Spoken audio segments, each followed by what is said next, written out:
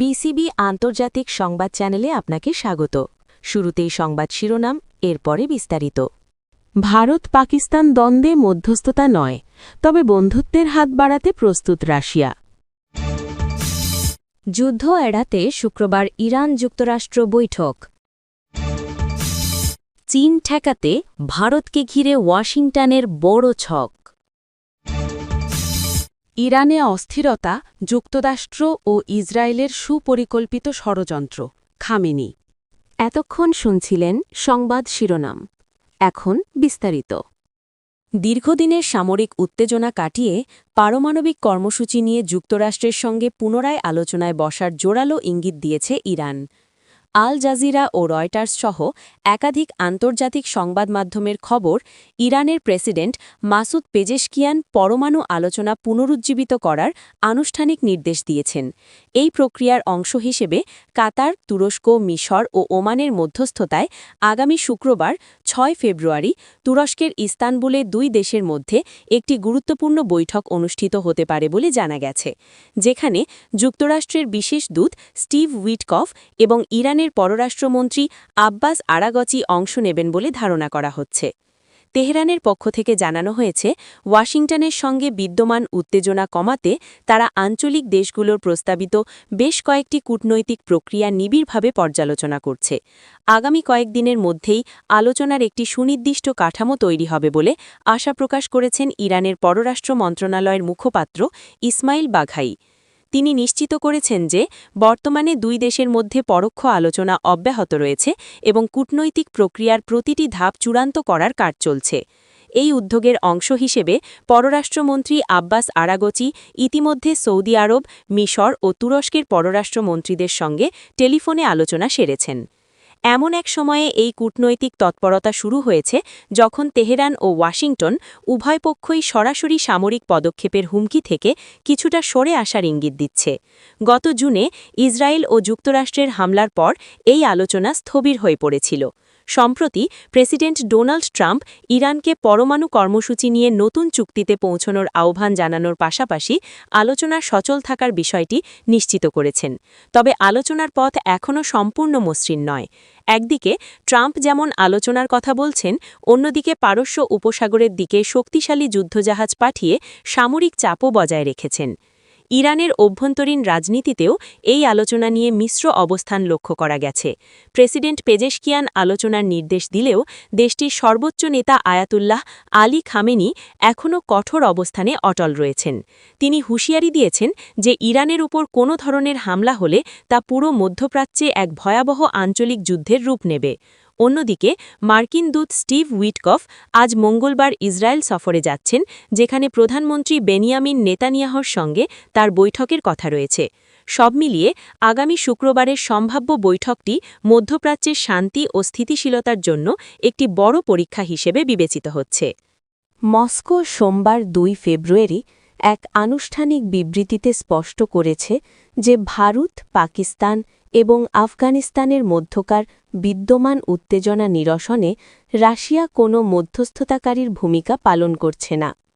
রুশ পররাষ্ট্রমন্ত্রী সের্গেই লাভরভের বার্ষিক সংবাদ সম্মেলনের প্রেক্ষিতে পররাষ্ট্র মন্ত্রণালয় তাদের ওয়েব পোর্টালে জানায়, রাশিয়া এ সকল রাষ্ট্রের মধ্যে সরাসরি মধ্যস্থতা না করলেও সংশ্লিষ্ট দেশগুলো অনুরোধ করলে যে কোনো ধরনের মতপার্থক্য দূর করতে প্রয়োজনীয় সহায়তা দিতে সবসময় প্রস্তুত রয়েছে।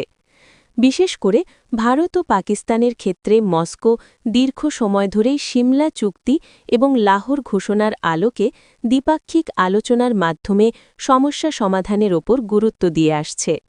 রাশিয়া ও পাকিস্তানের মধ্যকার দ্বিপাক্ষিক সম্পর্কের বিষয়েও মন্ত্রণালয় বিস্তারিত তথ্য প্রদান করেছে। ২০২৫ সালে রুশ প্রেসিডেন্ট ভ্লাদিমির পুতিন এবং পাকিস্তানের প্রধানমন্ত্রী শাহবাজ শরীফের মধ্যে সাংহাই কোঅপারেশন অর্গানাইজেশনের এসসিওর শীর্ষ সম্মেলনের সাইডলাইনে হওয়া বৈঠক সহ বেশ কিছু উচ্চ পর্যায়ের আলোচনা সম্পন্ন হয়েছে। রাজনৈতিক পর্যায়ের এই নিবিড় যোগাযোগ দুই দেশের মধ্যে পারস্পরিক স্বার্থসংশ্লিষ্ট সহযোগিতা বৃদ্ধির ইচ্ছাকেই প্রতিফলিত করে বলে মস্কো মনে করে। অর্থনৈতিক ক্ষেত্রেও ২০২৫ সালকে একটি গুরুত্বপূর্ণ বছর হিসেবে চিহ্নিত করেছে রুশ পররাষ্ট্র মন্ত্রণালয়।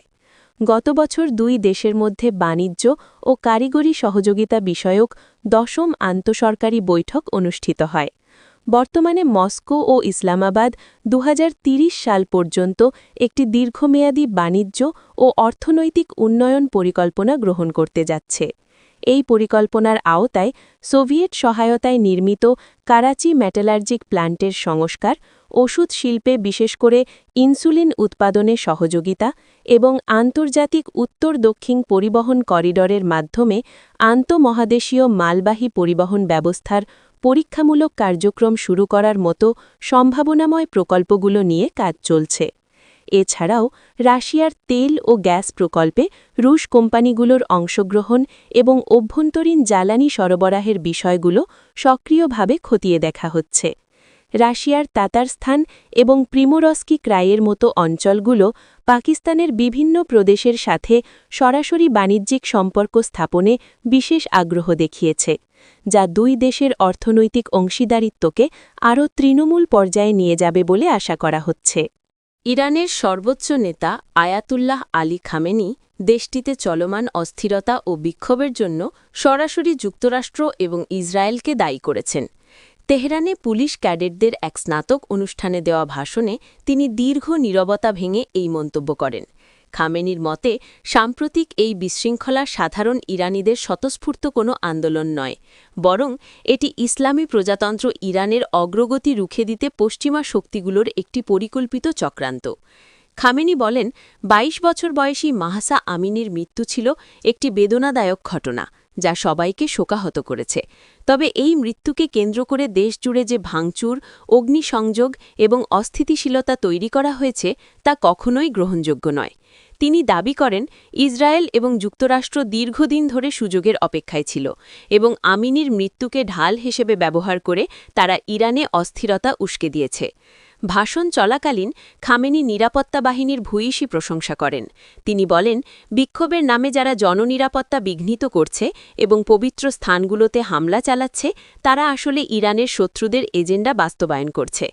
ইরানের সাধারণ মানুষ সবসময় দেশের সংহতির পক্ষে এবং তারা এই বিদেশি ষড়যন্ত্র সফল হতে দেবে না বলেও তিনি দৃঢ় প্রত্যয় ব্যক্ত করেন।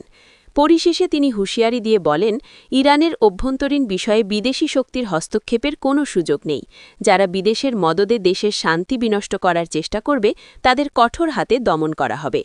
এই অস্থিরতা দেশের উন্নয়নকে বাধাগ্রস্ত করতে পারবে না বলেও তিনি দেশবাসীকে আশ্বস্ত করেন। যুক্তরাষ্ট্র এবার প্রকাশ্যভাবে ভারতকে সামনে রেখে বড় কূটনৈতিক পরিকল্পনার পথে হাঁটছে। চীনের প্রভাব মোকাবিলায় ওয়াশিংটনের নতুন কৌশলের কেন্দ্রে উঠে এসেছে নয়াদিল্লি। সেই লক্ষ্যেই আগামী ফেব্রুয়ারিতে ভারতকেন্দ্রিক একটি গুরুত্বপূর্ণ প্রকাশ্য শুনানি আয়োজন করতে যাচ্ছে যুক্তরাষ্ট্র চীন অর্থনৈতিক ও নিরাপত্তা পর্যালোচনা কমিশন। এটি ২০২৬ সালের কমিশনের প্রথম জনসম্মুখে শুনানি। বিপক্ষীয় এই কংগ্রেসীয় সংস্থা জানিয়েছে, ফেব্রুয়ারি ১৭ তারিখে অনুষ্ঠিত এই শুনানিতে বিশেষ গুরুত্ব পাবে যুক্তরাষ্ট্র, ভারত ও চীন সম্পর্ক এবং ইন্দো প্যাসিফিক অঞ্চলে শক্তির ভারসাম্য। ওয়াশিংটনের চোখে ভারত এখন শুধু একটি আঞ্চলিক শক্তি নয়, বরং চীন মোকাবিলায় কৌশলগত অংশীদার। কমিশনের পক্ষ থেকে জানানো হয়েছে, এই শুনানিতে ভারতের সঙ্গে চীনের সম্পর্কের ভূ-রাজনৈতিক ও সামরিক দিকগুলো বিশ্লেষণ করা হবে। এর মধ্যে সীমান্ত বিরোধ, ভারত মহাসাগরে নৌ চলাচলের অধিকার এবং ইন্দো প্যাসিফিক অঞ্চলে ভারতের ভূমিকা বিশেষভাবে আলোচিত হবে। একই সঙ্গে যুক্তরাষ্ট্রের সঙ্গে ভারতের প্রতিরক্ষা ও নিরাপত্তা সহযোগিতার ভবিষ্যৎ দিকনির্দেশও পর্যালোচনা করা হবে। শুধু সামরিক বা কূটনীতিক বিষয় নয়, এই শুনানিতে উঠে আসবে ভারত-চীন অর্থনৈতিক সম্পর্কের নানা দিক। বাণিজ্য, বিনিয়োগ এবং প্রযুক্তি খাতে দুই দেশের পারস্পরিক নির্ভরতা নিয়ে বিস্তারিত আলোচনা হবে। বিশেষ করে কৃত্রিম বুদ্ধিমত্তা, সেমিকন্ডাক্টর এবং ওষুধ সরবরাহ শৃঙ্খলের মতো গুরুত্বপূর্ণ খাতে ভারতের আত্মনির্ভরতার প্রচেষ্টা কিভাবে চীনের প্রভাব কমাতে পারে তা নিয়ে আগ্রহ দেখাচ্ছে ওয়াশিংটন। কমিশন জানিয়েছে, ভারত ও চীনের সম্পর্কের গতি প্রকৃতি যুক্তরাষ্ট্রের অর্থনৈতিক ও নিরাপত্তা স্বার্থের ওপর কী ধরনের প্রভাব ফেলতে পারে সেটিও এই শুনানিতে মূল্যায়ন করা হবে। অর্থাৎ নয়াদিল্লি এবং বেইজিংয়ের ঘনিষ্ঠতা বা দূরত্ব ওয়াশিংটনের কৌশলে কতটা প্রভাব ফেলছে তা খতিয়ে দেখা হবে। এই শুনানি সময় নির্বাচনও বেশ তাৎপর্যপূর্ণ। দীর্ঘ 4 বছর ধরে গালওয়ান উপত্যকার সংঘর্ষের পর ভারত চীন সম্পর্ক ছিল চরম উত্তেজনাপূর্ণ। তবে সাম্প্রতিক সময়ে সেই সম্পর্ক কিছুটা স্বাভাবিক হওয়ার পথে। উচ্চ পর্যায়ের বৈঠক, সফর এবং কূটনৈতিক যোগাযোগ আবার শুরু হয়েছে। 2024 সালের অক্টোবরে রাশিয়ায় ব্রিক্স সম্মেলনের ফাঁকে প্রধানমন্ত্রী নরেন্দ্র মোদী এবং চীনের প্রেসিডেন্ট শি জিনপিংয়ের বৈঠকের মাধ্যমে সম্পর্ক পুনরুদ্ধারের পথ তৈরি হয়। এরপর 7 বছরেরও বেশি সময় পর প্রধানমন্ত্রী মোদীর চীন সফর সেই সম্পর্ককে নতুন গতি দেয়। এই প্রক্রিয়ার অংশ হিসেবে ভারত ও চীনের মধ্যে 5 বছর বন্ধ থাকা বিমান চলাচল পুনরায় শুরু হয়েছে। পাশাপাশি ভারত সরকার চীনা সংস্থাগুলোর জন্য বিনিয়োগ এবং সরকারি প্রকল্পে অংশগ্রহণের দরজা ধীরে ধীরে খুলে দেওয়ার উদ্যোগ নিয়েছে। যদিও এই খুলে দেওয়া প্রক্রিয়াকে গ্রেডেড বা ধাপে ধাপে বলে উল্লেখ করা হয়েছে। নয়াদিল্লির তরফে স্পষ্ট করা হয়েছে, চীনের সঙ্গে অর্থনৈতিক সম্পর্ক স্বাভাবিক করতে হলে বেইজিংকেও কিছু শর্ত মানতে হবে। সীমান্ত পরিস্থিতি এবং পারস্পরিক আস্থার বিষয়টি এতে বড় ভূমিকা রাখবে। এই অবস্থানই যুক্তরাষ্ট্রের কৌশলবিদদের দুশ্চিন্তার কারণ হয়ে উঠেছে। কারণ গত 1 দশকে যুক্তরাষ্ট্র ইন্দো প্যাসিফিক অঞ্চলে চীনের প্রভাব মোকাবিলায় ভারতের ওপর বড় ধরনের বিনিয়োগ করেছে। সামরিক সহযোগিতা, প্রযুক্তি হস্তান্তর এবং কৌশলগত অংশীদারত্বের মাধ্যমে ভারতকে একটি গুরুত্বপূর্ণ স্তম্ভ হিসেবে গড়ে তুলতে চেয়েছে ওয়াশিংটন। ভারতের ভৌগোলিক অবস্থান এবং সামরিক সক্ষমতা যুক্তরাষ্ট্রের কাছে বিশেষ গুরুত্ব বহন করে। দক্ষিণ এশিয়া থেকে দক্ষিণ পূর্ব এশিয়া পর্যন্ত চীনের প্রভাব সীমিত রাখতে ভারতের ভূমিকা অত্যন্ত গুরুত্বপূর্ণ বলে মনে করা হয়। এই শুনানির আরেকটি গুরুত্বপূর্ণ প্রেক্ষাপট হল মার্কিন প্রেসিডেন্ট ডোনাল্ড ট্রাম্পের আসন্ন চীন সফর। আগামী এপ্রিল 2026-এ ট্রাম্পের রাষ্ট্রীয় সফরে চীন যাওয়ার কথা রয়েছে। কোভিড মহামারীর সময় দুই দেশের সম্পর্ক তলানিতে ঠেকলেও সাম্প্রতিক সময়ে সেই সম্পর্ক কিছুটা উন্নত হয়েছে বলে দাবি করেছেন ট্রাম্প। তিনি জানিয়েছেন, চীন সম্প্রতি যুক্তরাষ্ট্র থেকে বিপুল পরিমাণ সয়াবিন কিনছে, যা অর্থনৈতিক সম্পর্ক উন্নতির ইঙ্গিত। তবে এই সম্পর্ক উন্নতির মধ্যেই চীনের বিরুদ্ধে শক্তি অবস্থান বজায় রাখতে ভারতকে সামনে রেখে কৌশল সাজাচ্ছে ওয়াশিংটন। এই পুরো প্রেক্ষাপটে যুক্তরাষ্ট্র চীন অর্থনৈতিক ও নিরাপত্তা পর্যালোচনা কমিশনের ভূমিকা অত্যন্ত গুরুত্বপূর্ণ। 2000 সালের কংগ্রেসের মাধ্যমে গঠিত এই কমিশনের কাজ হল যুক্তরাষ্ট্র ও চীনের দ্বিপক্ষীয় বাণিজ্য এবং অর্থনৈতিক সম্পর্ক জাতীয় নিরাপত্তার ওপর কী প্রভাব ফেলছে তা খতিয়ে দেখা। কমিশনের পর্যবেক্ষণ এবং সুপারিশ যুক্তরাষ্ট্রের নীতি নির্ধারণে বড় প্রভাব ফেলে। এবার সেই কমিশনের আলোচনার কেন্দ্রে ভারত উঠে আসায় স্পষ্ট বার্তা দিচ্ছে ওয়াশিংটন। বিশেষজ্ঞদের মতে এই শুনানি আসলে চীনকে একটি কূটনৈতিক বার্তা দেওয়ার পাশাপাশি ভারতকেও সতর্ক করে দেওয়ার চেষ্টা। বার্তাটি হল, নয়াদিল্লি যদি বেইজিংয়ের দিকে অতিরিক্ত ঝুঁকে পড়ে তাহলে তার প্রভাব ওয়াশিংটন দিল্লি সম্পর্কের ওপর পড়তে পারে। বাংলাদেশের জন্য এই আলোচনা গুরুত্বপূর্ণ, কারণ দক্ষিণ এশিয়ার ভূরাজনীতিতে ভারত চীন যুক্তরাষ্ট্রের এই সমীকরণ পুরো অঞ্চলের অর্থনীতি, নিরাপত্তা এবং কূটনীতিতে প্রভাব ফেলতে পারে। ফেব্রুয়ারি শুনানি শেষে যুক্তরাষ্ট্রের পরবর্তী নীতিগত অবস্থান কী হয় এবং ভারত সেই অবস্থানের প্রতি কিভাবে সাড়া দেয়, সেদিকেই এখন নজর আন্তর্জাতিক মহলের।